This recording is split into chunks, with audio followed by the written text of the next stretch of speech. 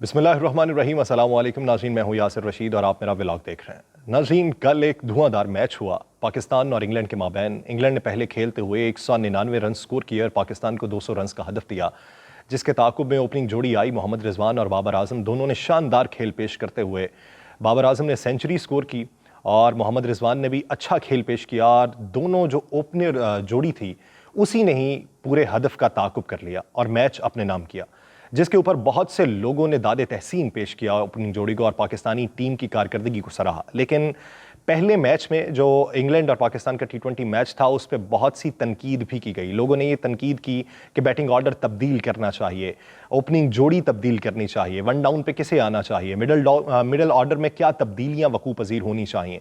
ये बहुत सी तनकीदें हुई और उसके बाद कुछ लोगों की राय ये थी कि ओपनिंग जोड़ी शायद तब्दील हो जाए, लेकिन कप्तान ने उसी फैसले के तहत पुरानी ओपनिंग जोड़ी ही मैदान में उतारी, खुद मैदान में आए और मोहम्मद रिजवान को अपने बराबर मैदान में उतारा और शानदार सेंचुरी स्कोर करते हुए मैच अपने नाम किया। और फिर उसके बाद शाहीन शाह अफरीदी की एक ट्वीट सामने आई कि अब वक्त है कि कप्तान बाबर आजम और मोहम्मद रिजवान से जान छुड़ा ली जाए कि ये मैच तो 15वें ओवर में ही ख़त्म हो सकता था, 20वें ओवर तक इसे प्रोलॉन्ग करने की क्या ज़रूरत थी। ये एक तनकीद के तौर पे उन्होंने ट्वीट किया था और तनकीद उन लोगों पे की थी जो बैटिंग ऑर्डर के ऊपर तनकीद कर रहे थे, बाबर आजम की परफॉर्मेंस पे तनकीद कर रहे थे।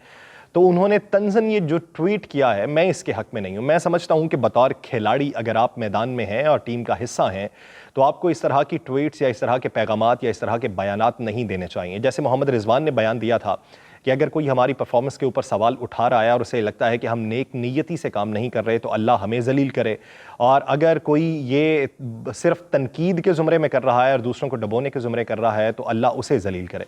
ये एक ठीक पैगाम था। लेकिन इस तरह तंजन अगर आप ट्वीट करते हैं तो कभी कभार मौके ऐसे भी आ जाते हैं कि जब दूसरी टीम की कारकर्दगी ज़्यादा मजबूत होती है या वो दिन उनका होता है और आप परफॉर्मेंस नहीं दिखा सकते तो यही जो आपके अल्फाज हैं ये आप पे भारी पड़ जाते हैं। लोग फिर इन्हीं अल्फाज को दोहराते हुए आपको तनकीद का निशाना बनाते हैं।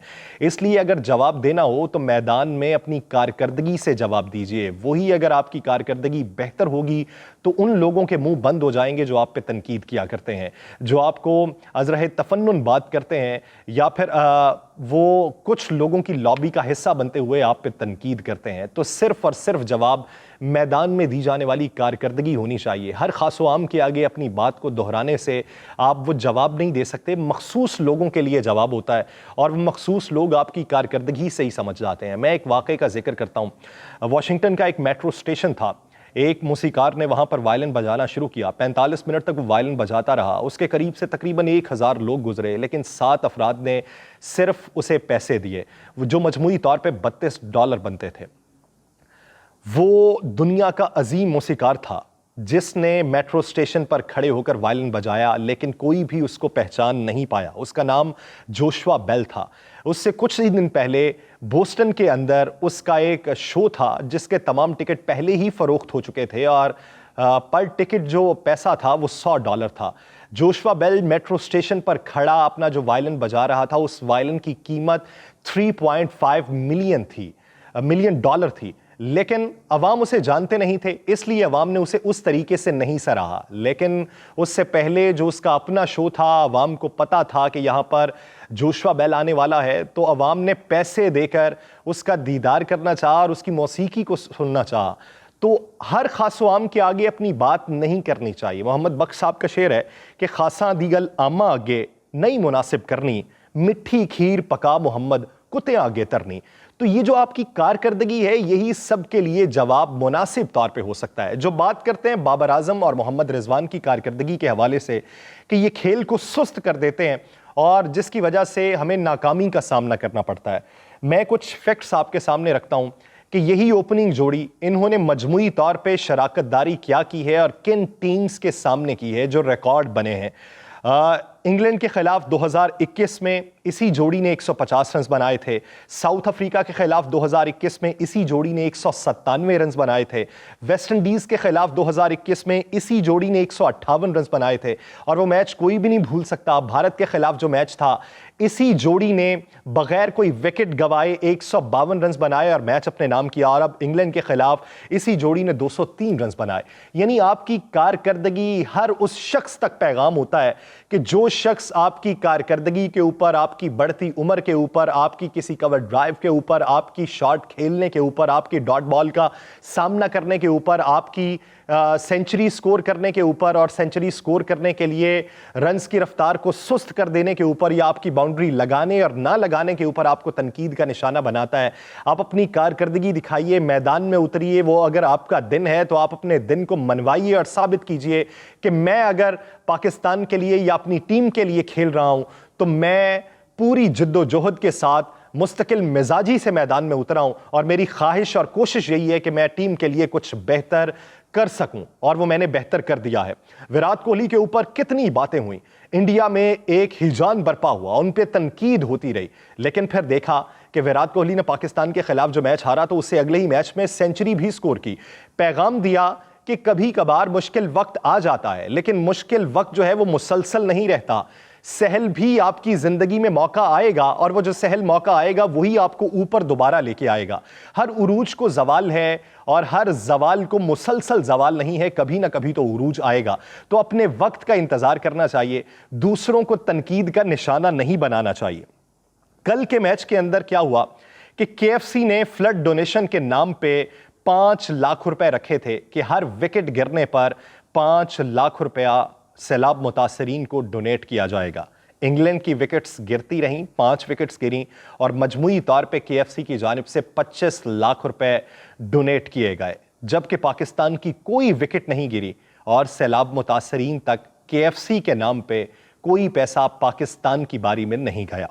جبکہ دوسری جانب الفلاح بینک نے ایک اسکیم رکھی کہ ہر چوکے اور چھکے پہ 50,000 روپے دیے جائیں گے، تو پاکستان کی باری کے اندر 9 چھکے اور 16 چوکے لگے، اور انگلینڈ کی باری میں 9 چھکے اور 17 چوکے لگے، تو مجموعی طور پہ اس کی جو رقم تھی وہ سیلاب متاثرین میں گئی۔ آپ یہ دیکھیے کہ جو تنقید کرتے ہیں وہ شخصیات کی بنیاد پہ تنقید کرتے ہیں، یہاں پہ لسانی بنیاد پہ بھی تنقید ہوتی ہے۔ عاقب جاوید صاحب کا مجھے ایک بیان یاد ہے، وہ یہ کہا کرتے تھے کہ PSL میں ہم بابر اعظم کو آؤٹ اس لیے نہیں کرتے تھے کہ اس کا کریز پہ رہنا ہمارے لیے فائدہ مند ہوتا تھا، کہ یہ کھیل کو سست کر دیتا ہے اور رنز کم بنتے ہیں۔ تو کل کے پھر کھیل میں عاقب جاوید صاحب کو جواب بھی چلا گیا ہوگا، اگر بابر اعظم نہیں بولے، انہوں نے کوئی بیان نہیں دیا، تو کیا عاقب جاوید صاحب کو اس کا پیغام نہیں گیا؟ بہت سے جو کھیل کے تجزیہ کار ہیں یا اینکر پرسنز ہیں، میں ان سے اس طریقے سے اختلاف نہیں کرتا، لیکن کھیل کی بنیادوں کے اوپر اور شخصیات کی بنیادوں کے اوپر میرا بطور پاکستانی اختلاف تو بنتا ہے۔ آپ یہاں پر پنجاب میں موجود کسی شخص سے پوچھئے کہ شاہنواز دھانی اس وقت کیسا کھیل رہا ہے، تو سارے سلوٹ پیش کریں گے کہ بہت اچھا کھیل پیش کر رہا ہے۔ آپ کسی سے پوچھئے کہ حیدر علی، محمد رضوان یا خیبر پختونخوا کے جو کھلاڑی ہیں وہ کیسا کھیل پیش کر رہے ہیں، تو ان کو سلام عقیدت پیش کیا جائے گا کہ بہت اچھا کھیل پیش کر رہے ہیں۔ لیکن ہمارے ہاں ٹی وی سکرینز پہ بیٹھ کے ایک ایسا تاثر بنایا جاتا ہے کہ نہیں، بابر اعظم ہے تو پرچی ہے، محمد رضوان ہے تو پرچی ہے، پنجاب کا اور کوئی کھلاڑی ہے تو پرچی ہے، وہ کوئی اپنے چاچا ماما کی وجہ سے ٹیم کے اندر ہے، اور جو ٹیم سے باہر نکال دیے گئے ہیں وہ پرچی نہیں تھے اس لیے باہر نکال دیے گئے، اور ڈومیننٹ کیا جا رہا ہے۔ بظاہر بات یہ ہے کہ کارکردگی جب بہتر کھلاڑیوں کی تھی تو پنجاب سے بھی آوازیں اٹھتی تھیں کہ بہت اچھا کھیل پیش کر رہے ہیں، لیکن وقت کے ساتھ ساتھ چہرے بھی بدلتے ہیں، نئے لوگ میدان میں اترتے ہیں، تو انہی نئے لوگوں سے بات کو آگے بڑھانا چاہیے اور کھیل کو اچھا پیش کرنا چاہیے۔ اب میں آخر پہ بات کرتا ہوں ICC کے رویے کے حوالے سے، کہ ICC کا سوشل میڈیا پیج جو چلا رہا ہے اس میں انفلوئنس آپ کو دیکھنے میں یہ آئے گا کہ پچھلے دنوں آسٹریلیا کے خلاف انڈیا کا میچ تھا، اور آسٹریلیا نے 209 رنز چیز کرتے ہوئے میچ اپنے نام کر لیا، اور اسی میچ میں میتھیو ویڈ نے دھواں دار اننگز کھیلی تھی۔ میچ ختم ہوا، اور میچ ختم ہونے کے بعد ICC کے آفیشیل پیج سے ویڈیوز شیئر کی جانے لگیں، اور وہ ویڈیوز یہ تھیں کہ جس میں لکھا گیا name Matthew Wade, hobby chasing big total, لیکن ویڈیوز جو لگائی گئیں وہ آسٹریلیا کے پاکستان کے خلاف میچ کی لگائی گئیں، اور آسٹریلیا کی طرف سے میتھیو ویڈ کے کھیلتے ہوئے چوکے چھکوں کی وہ تمام تر ویڈیوز شیئر کی گئیں۔ انڈیا کے ساتھ میچ ہوئے کی ایک ویڈیو بھی شیئر نہیں کی گئی۔ اگر ICC کا یہی میتھڈ ہے، یہی کلیہ ہے کہ جو میچ جیتا ہے پھر ماضی کا قصہ دہرانا چاہیے، تو اب کی بار اگر انگلینڈ سے پاکستان جیتا ہے اور یہ جوڑی نے جتوایا ہے، تو پھر اپنے ہیش ٹیگ میں استعمال کیجئے بابر اعظم ناٹ کمنگ سلو، محمد رضوان کے حوالے سے ہیش ٹیگ استعمال کیجیے، اور بھارت کے ساتھ جو ہمارا میچ ہوا تھا اور اسی اوپننگ جوڑی نے 152 رنز کرتے ہوئے وہ میچ اپنے نام کر لیا تھا، تو پھر وہ ویڈیوز شیئر کرنا شروع کر دیں۔ کھیل کو کھیل رہنے دیں، کھیل کو سیاست نہ بنائیں۔ یہ بگ تھری کو بھی سوچنا ہوگا کہ آئی سی سی کے پلیٹ فارم سے ہو کیا رہا ہے اور اس سے کھیل کی بدنامی کیا ہوتی ہے۔ پلینگ لیول سب کے لیے ایک ہونا چاہیے۔ تعریف اگر ہو رہی ہے تو مجموعی طور پہ ایک ہی کرائیٹیریا کے اوپر ہر کسی کی تعریف ہونی چاہیے، اور اسی کی تعریف کو بنیاد بناتے ہوئے دوسروں کے لیے راستے ہموار ہونے چاہیے۔ ڈبل سٹینڈرڈ نہیں ہونا چاہیے، کھیل کو کھیل رہنے دینا چاہیے۔ مجھے دیجیے اجازت، اللہ نے کے بعد۔